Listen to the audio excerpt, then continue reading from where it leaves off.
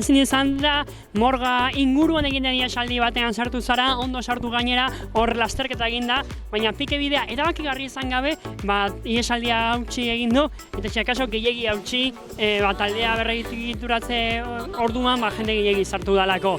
Nola junda eguna? Bai, eskerrik asko lehenbizi.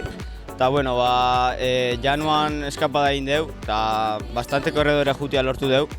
Eta, bueno, hor januan denbora hartzia lortu deu hasieran minutu bat ala, baina muru hasi aurretik 20 segundu bakarrik genezkan. Eta, bueno, goraka Mikel Sanz jarri da tiraka eta ni erruedan alnula egiten. Eta gora aiau baino lehenu utzi indit eta beha bakarrik junda. Mikel Sanzek xakaso horrakatze izan du, zuek itxoitean, agian atzekoak ezin esartuko. Bai, itxoi malin bazun pixkat igual, bilon artean edo baita unaxote ikin jutia genekan, eta agian metara iritsi 60 batea eta puesto batzuko beto egin, ezta? Azken kilometroko egoeran, zer gertatu da? Alinko bi pertsona eskan esaldian eta beraiek lantzatu dute.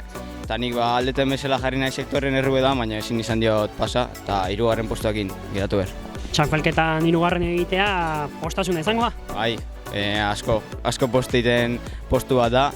Egia esan hor gehatezea beti postu bat obian nahi zulain, baina 3. postuekin oso guztua. Zorionak.